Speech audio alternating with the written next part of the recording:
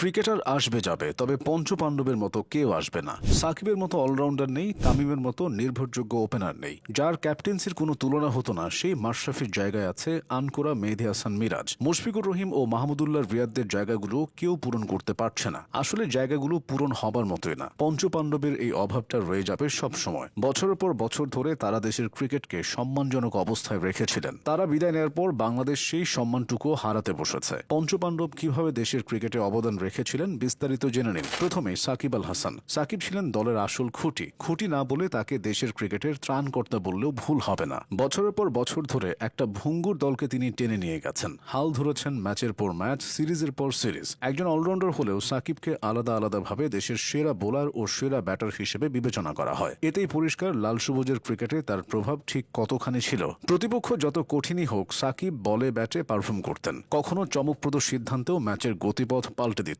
তার মতো ক্ষুরোধারক ক্রিকেট মস্তিষ্ক বাংলাদেশে নেই বললেই চলে। এমনি তো আর সাকিব বিশ্বসেরা অলরাউন্ডার হননি। আসা যাক তামিম ইকবাল প্রসঙ্গে। ক্যারিয়ারের পরন্ত বেলায় বিভিন্ন বিষয় নিয়ে বিতর্কে পড়লেও তামিম ছিলেন দলের ব্যাটিং স্তম্ভ।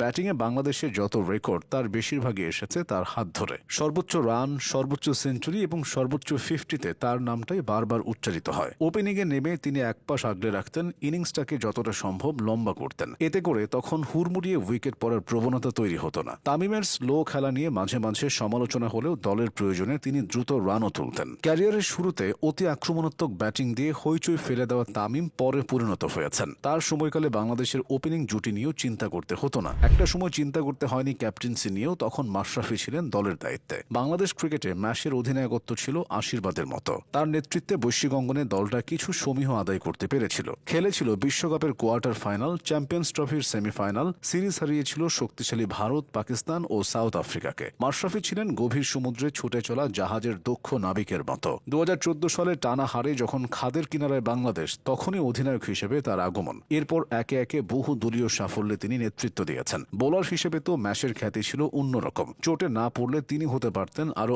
অনেক গৌরবের অংশীদার। মুশফিকুর রহিমের কথাটা আলাদা করে বলতেই হবে। প্রতি দলেই এমন একজন ব্যাটসম্যান থাকেন যার উপর চোখ বুঝে ভরসা করা যায়। কোনো অঘটন না ঘটলে তিনি অন্ধকার থেকে আলোর পথ দেখান দলকে। মুশফিকও তেমনই একজন। যে কোনো মুহূর্তে, যে কোনো পরিস্থিতিতে ভরসা করা যায় বলে তাকে বলা হয় মিস্টার ডিপেন্ডেবল। দলের ওপর আসা সব ঝড় বুক চিতিয়ে সামলানোর দায়িত্ব থাকতো তার উপর। ধৈর্য, একাগ্রতা আর ফিটনেস মুশির মধ্যে সবই আছে। ক্রিকেটের প্রতি তার যে নিবেদন, সেটা বর্তমানে অনেক তরুণ ক্রিকেটারদের মধ্যেও দেখা যায় না। সবার শেষে আছেন ক্রাইসিস ম্যান মাহমুদুল্লাহ রিয়াদ। ক্যারিয়ারের শুরু থেকেই মাহমুদুল্লাহ নির্দিষ্ট কোনো ব্যাটিং পজিশনে থিতু হতে পারেননি। দলের প্রয়োজনে কখনো টপ অর্ডার, কখনো মিডল অর্ডার বা কখনো ফিনিশারের রোল প্লে করতে হয়েছে তাকে। কিন্তু এ নিয়ে তার কোনো আপত্তি ছিল না। নীরবে পারফর্ম করে যাওয়াই ছিল তার একমাত্র কাজ। খাদের কিনারা থেকে তিনি দলকে যে কতবার উদ্ধার করে এনেছেন তার কোনো পরিসংখ্যান নেই। অবদানের দিকে তাকালে দেখা যায় বাংলাদেশের ঐতিহাসিক সব জয়ে মাহমুদুল্লাহর নাম কোনো না কোনোভাবে জড়িত। এভাবেই সাকিব, তামিম, রিয়াদ, মুশফিক এবং মাশরাফিরা দেশের ক্রিকেটকে